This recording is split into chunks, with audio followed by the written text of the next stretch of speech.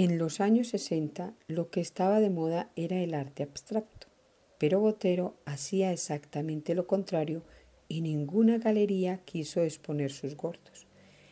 Para sobrevivir, vendía sus cuadros en el Greenwich Village por $200.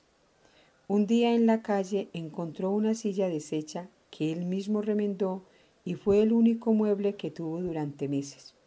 Por esas vueltas que da la vida, hace unos años un amigo que heredó aquella silla ruinosa se la regaló y hoy es la que usa en su taller de Nueva York para estudiar el cuadro que está creando, escribió su hijo Juan Carlos. Dio el salto a los principales museos de Estados Unidos gracias a un extranjero. Se trata de Erich Malov, el director del Museo Alemán.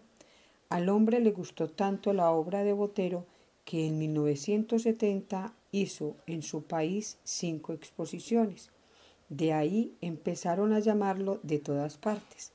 La novedad que representaba Botero no solo estaba relacionada con sus gordas, sino con el hecho de que en un momento en que el arte era abstracto, el pintor logró reflejar la cotidianidad de una época.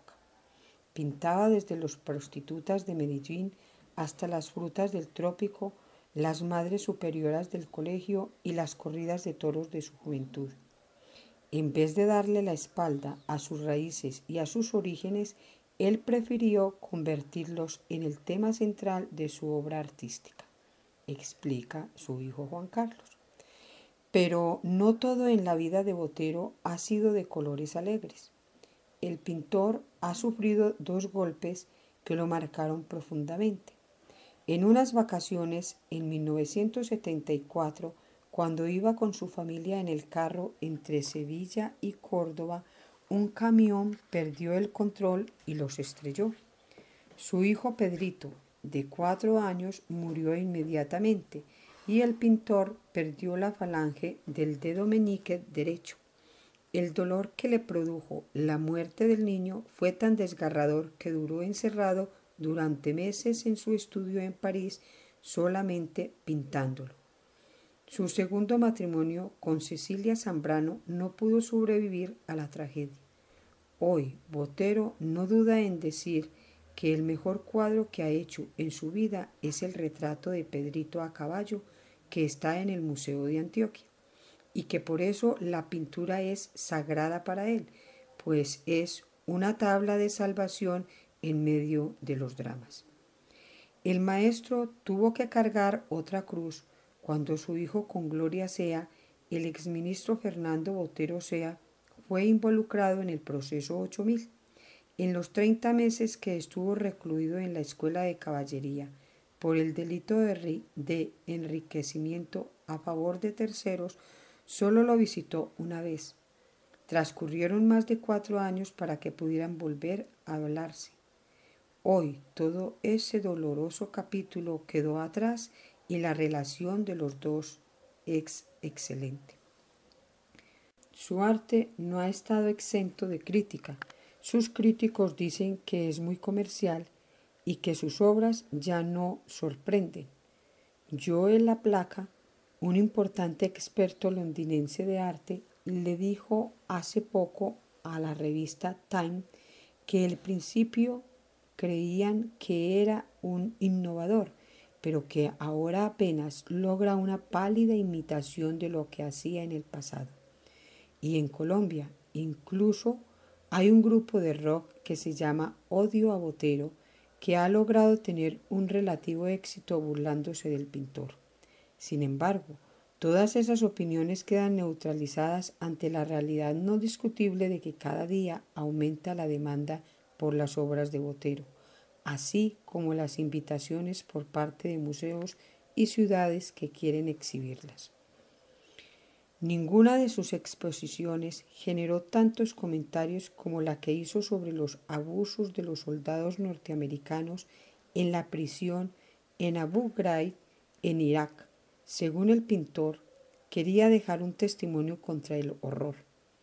Los cuadros fueron vetados en un principio en los museos de Estados Unidos, pero luego de que una galería y la Universidad de Berkeley los exhibieron, fueron reseñados como la exposición más recomendada por el New York Times. Botero se negó a venderlos porque creía que no era ético hacer un negocio del dolor y por eso permanecen en la universidad. Pero esa controversia fue simplemente un hito más en una vida llena de éxitos. La mayoría de estos han sido reseñados en las primeras planas de los medios, que han celebrado cada logro del artista como un acontecimiento nacional. En la década de los 70 entró a formar parte de las galerías más importantes de Europa y expuso desde el Grand Palais de París hasta en el Museo Gainsborough en Washington. Desde ahí sus pinturas han viajado a las principales capitales del mundo, desde Roma hasta Shanghái. Su obra Adán y Eva se ubicó a la entrada del Expo de Sevilla 92 y recibió homenajes sin precedentes cuando sus esculturas ocuparon las aceras de los Campos Elíseos y después decoraron los alrededores de las pirámides de Egipto. Además, los visitantes a cada una de sus muestras y retrospectivas se cuentan por cientos de miles. 218.000 visitantes en Ciudad de México o 110.000 en Estocolmo, el 10% de los habitantes de la ciudad, y sus cuadros, que valían apenas $200, hoy están en las listas de los mejor vendidos en Latinoamérica. El más caro, Los Músicos, llegó al histórico precio de $2,3 millones. Su talento es reconocido más allá de Colombia. Tanto que Peggy Guggenheim, sobrina del fundador del Museo Guggenheim en Nueva York y quien descubrió al artista Jackson Pollock, aseguró una vez que los 3 pintores más importantes del siglo eran Bacon, Picasso y Botero. Fernando Botero, además de ser un gran pintor, es un hombre muy generoso. Las colecciones de arte que le ha regalado a Bogotá y a Medellín, no solo de sus propias obras, sino de los grandes maestros de la historia como Picasso, Matisse, Renoir y Dalí, lo convierten en el mayor filántropo del país. El valor de esas obras superaría en el mercado los $200 millones. Y otro dato curioso es que él es de lejos el mayor coleccionista de su propia obra. Tiene almacenados en diversas bodegas alrededor del mundo no menos de 300 cuadros y docenas de esculturas que él considera sus mejores trabajos. El destino final de semejante patrimonio artístico todavía no se sabe. Al cumplir 80 años, el 19 de abril de 2012, Fernando Botero lleva una vida plácida con el fruto de los 65 años de trabajo sin tregua que ha tenido. Su principal residencia es París, pero tiene otras en Nueva York, en Mónaco, en Bogotá y en Río Negro, Antioquia. Pasa los veranos en Pietrasanta, en la Toscana italiana, donde se unen los dos elementos que han marcado su vida, el arte y la familia.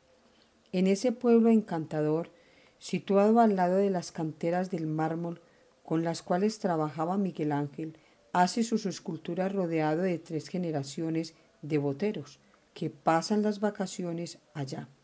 Con Sofía Bari, su compañera desde hace 37 años, ha creado un núcleo familiar compuesto por 3 hijos, Lina, Fernando y Juan Carlos, y varios nietos ante los cuales cumple el papel de un venerable pater familias.